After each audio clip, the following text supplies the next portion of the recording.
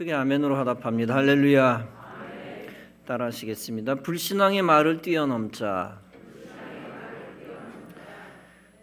불신앙의 말을 뛰어넘자라는 제목으로 말씀 전합니다. 대기만성이라는 말이 있습니다. 중국의 삼국시대에 위나라의 최염이라는 사람이 있었습니다. 그는 조조가 신임하는 장수로 있었습니다. 최염은 목소리나 용모가 훌륭했습니다. 그는 대인의 풍모를 가지고 있다고 칭송받는 사람이었습니다. 그런데 최염의 사촌 동생 최림은 반대였습니다. 용모가 보잘것없는 사람이었고 명성도 최염에 한참 미치지 못했습니다. 집안에서도 그다지 기대하는 인물이 아니었습니다. 그러나 최염은 사촌을 높이 평가합니다. 큰 종이나 솥은 쉽게 만들어지지 않는다. 이처럼 큰 재주를 가지고 있는 사람은 쉽게 그 재능을 보여주지 않는다. 완성하는 데까지는 그만큼의 시간이 걸리는 것이니 최림도 그와 같이 대기만성하는 부류이다. 잘 보게 나중에 반드시 큰 인물이 될 것이니. 과연 그 말대로 최림은 나중에 성장합니다. 위나라 조정에서 황제를 보필하는 삼공의 자리에까지 오르게 됩니다.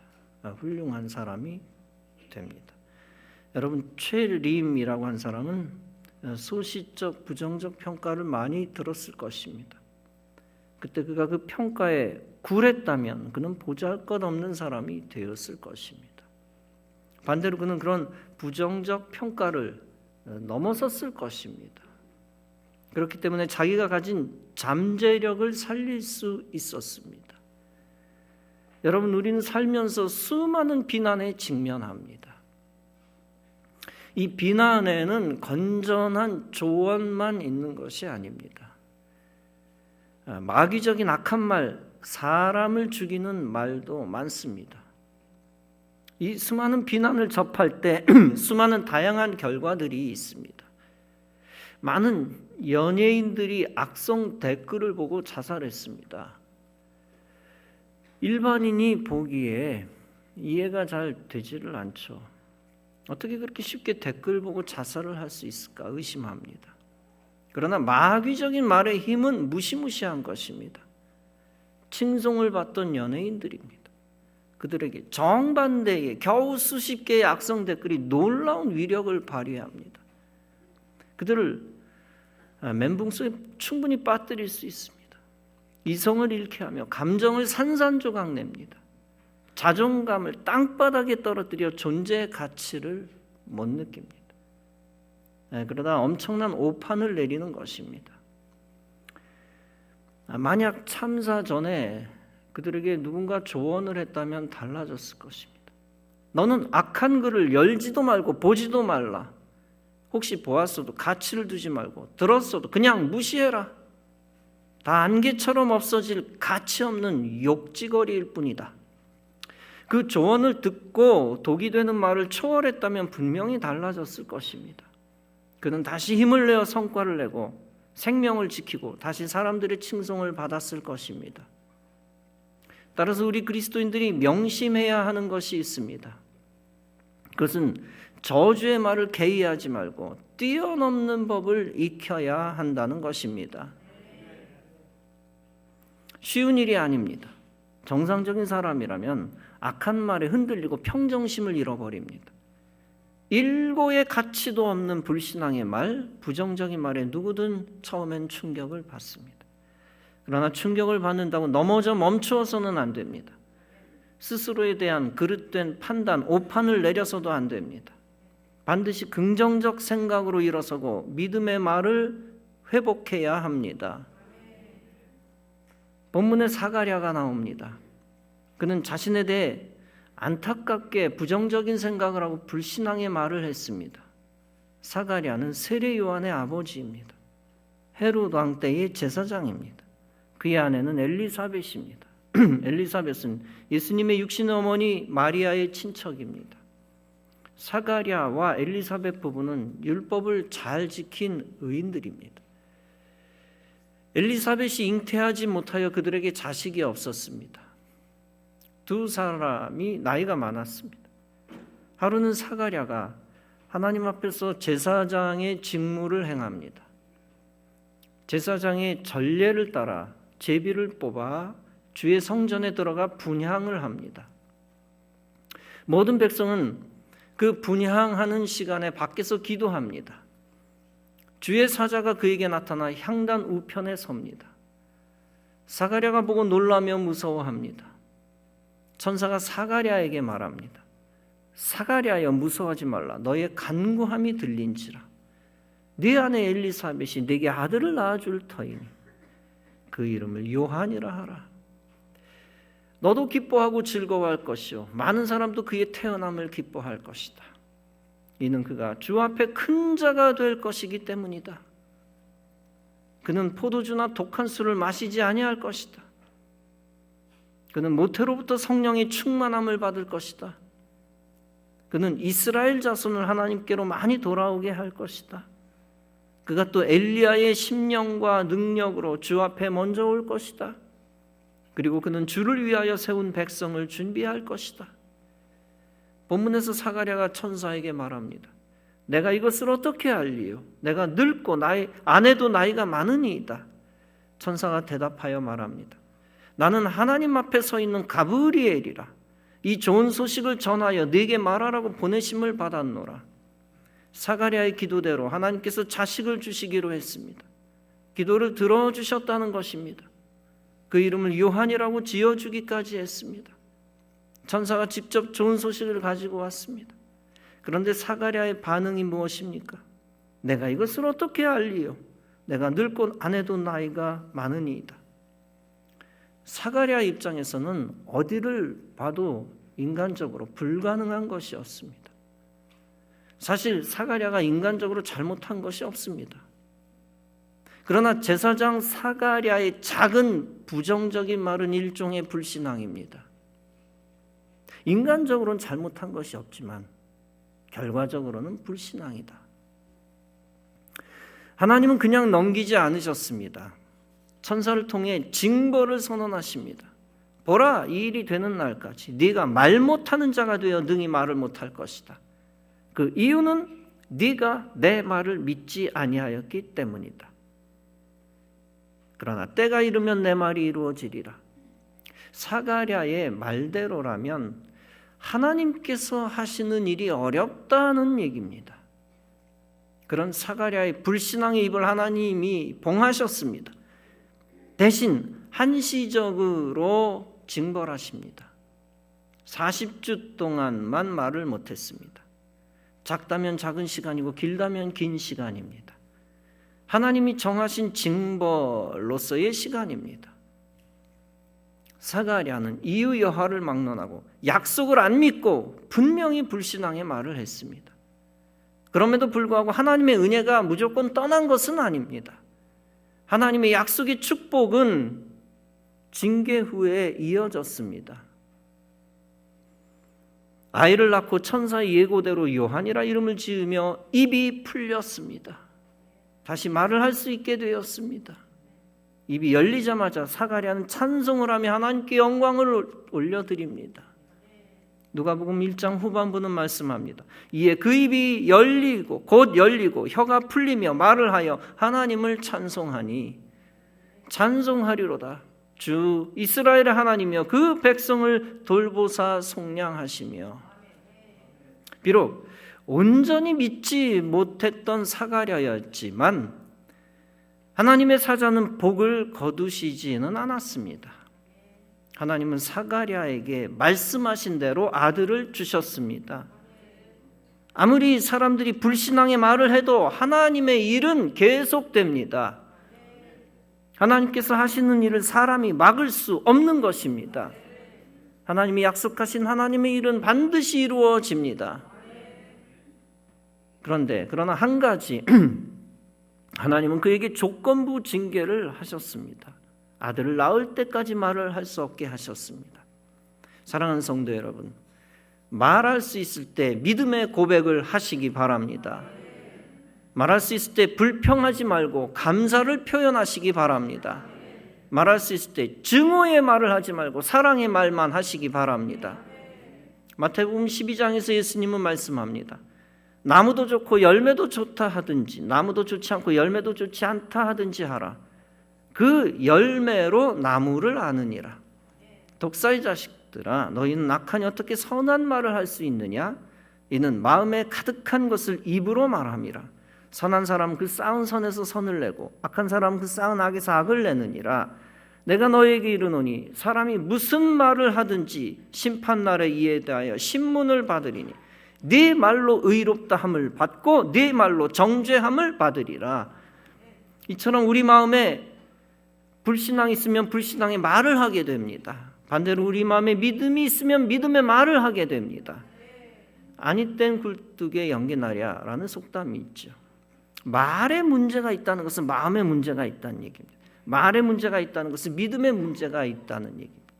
따라서 우리는 첫째, 믿음의 마음을 가져야 합니다. 그리고 그 믿음의 마음에 따른 믿음의 말을 앞세워야 합니다.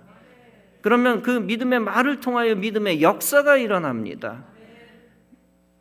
마음의 믿음을 말의 믿음으로 확증하는 것입니다. 모세가 가나안 땅에 정탐꾼을 파송합니다. 그렇게 파송한 곳은 바란 광야 가데스 바네아였습니다. 정탐꾼들은 이곳에서부터 가나안 온 땅을 정탐합니다.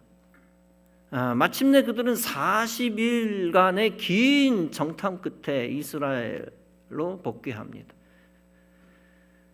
정탐을 마치고 진영으로 돌아옵니다.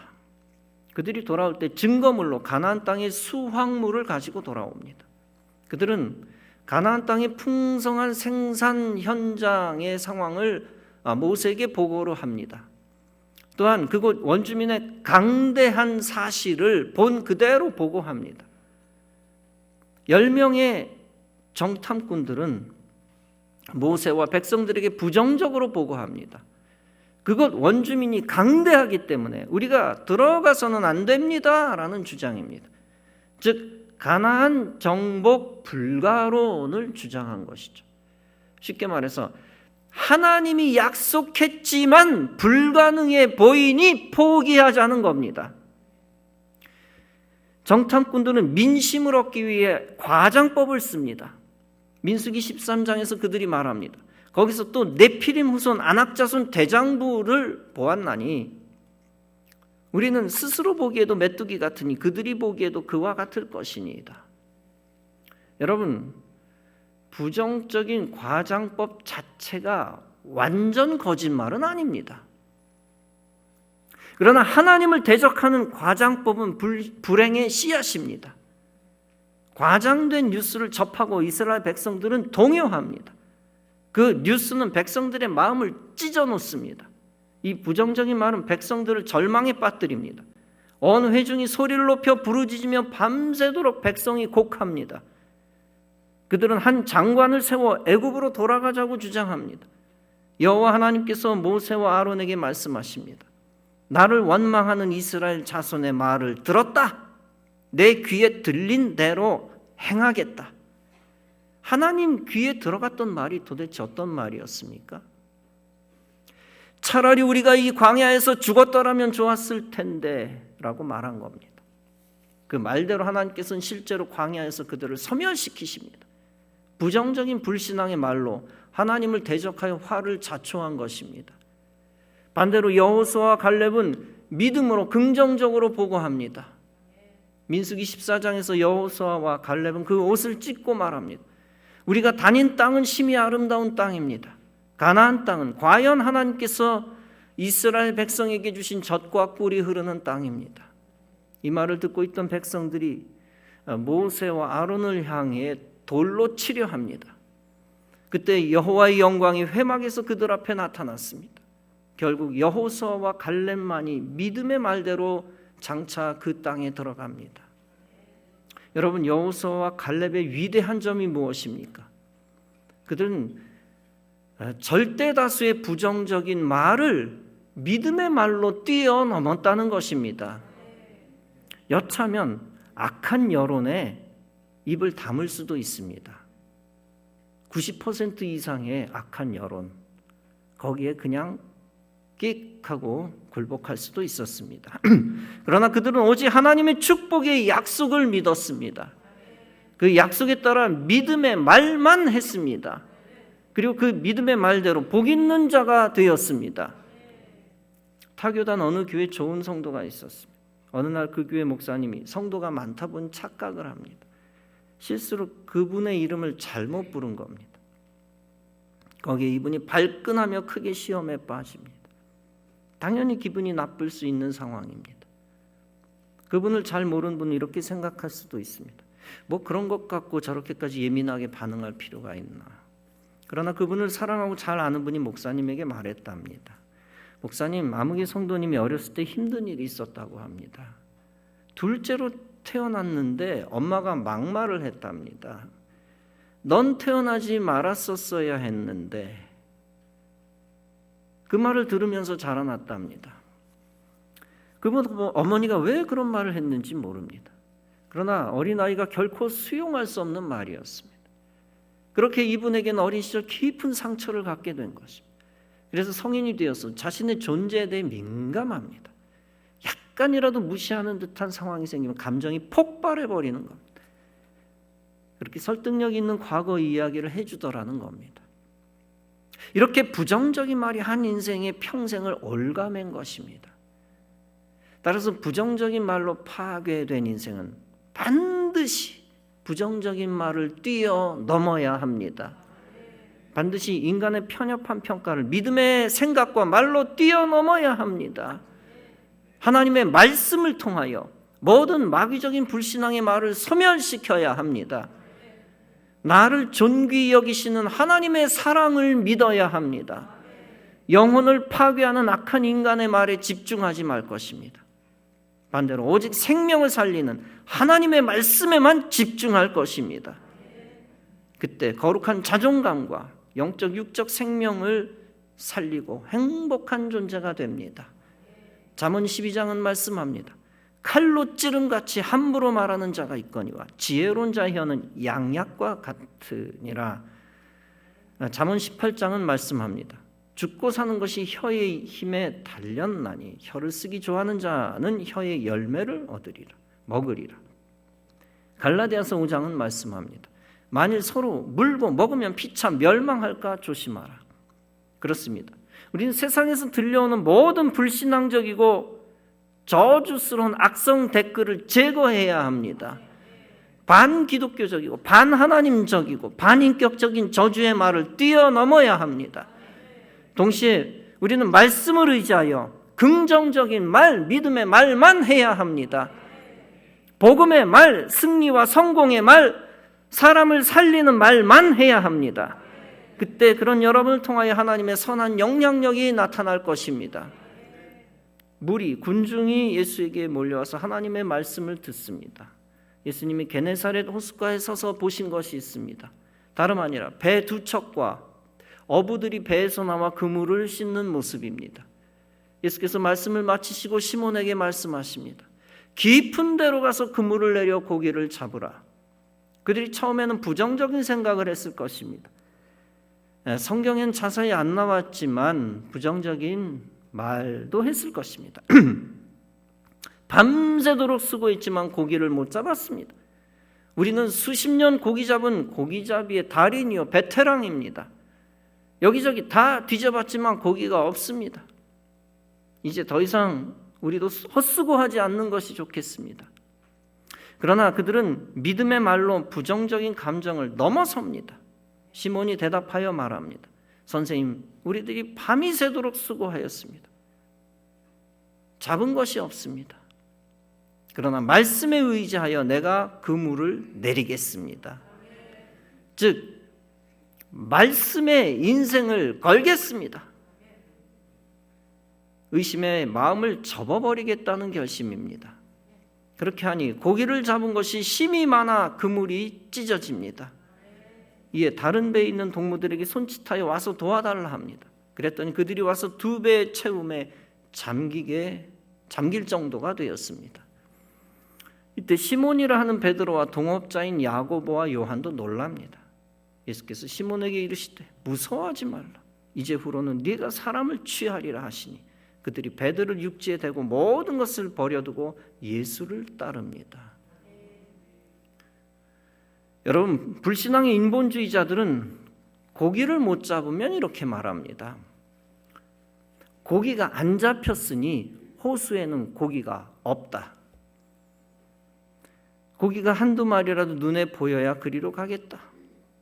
반대로 약속의 축복을 믿는 신본주의자들은 고기를 못 잡아도 이렇게 말합니다.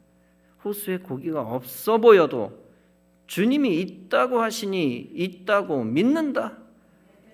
특별히 주님이 지정한 곳에는 반드시 많은 물고기가 있을 것이다.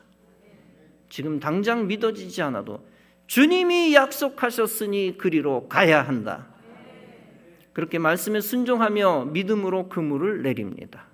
그것이 곧 믿음의 말을 하며 불신앙의 말을 넘어서는 참된 믿음입니다. 이렇게 불신앙의 생각과 말을 뛰어넘을 때 믿음의 역사가 일어납니다. 사랑하는 성도 여러분, 우리의 삶 가운데 무수한 믿음의 시험이 있습니다. 믿음을 흔드는 시험. 보고 난 후에 믿을 것이냐, 믿고 난 후에 볼 것이냐. 보고 난 후에 믿으려는 자는 상황주의자입니다. 환경이 따라주고 받쳐주어야 그 환경에 따라 믿음을 세우겠다는 겁니다. 우리 주님은 그런 믿음의 큰 역사를 보이시지 않습니다. 반대로 우리 주님은 후자의 믿음을 귀하고 가치 있게 여기십니다. 안 보여도 믿음으로 결단하는 자에게 믿음의 결과, 믿음의 열매와 기적을 주십니다. 하나님의 약속의 축복을 믿고 전진하는 자에게 하나님이 복을 주십니다. 믿음의 결단을 먼저 하고 실천할 때 모든 상황들이 선하게 이어집니다. 믿음으로 결단한 대로 믿음의 결과가 나타납니다. 그리고 하나님이 약속하신 대로 약속의 선물을 주실 때 우리가 그 선물을 받게 됩니다. 그런 영적 원리를 믿고 항상 믿음의 생각을 하시고 믿음의 말만 하시기 바랍니다. 하나님 앞에서도 항상 먼저 결단하고 순종하여 믿음으로 응답하시기 바랍니다.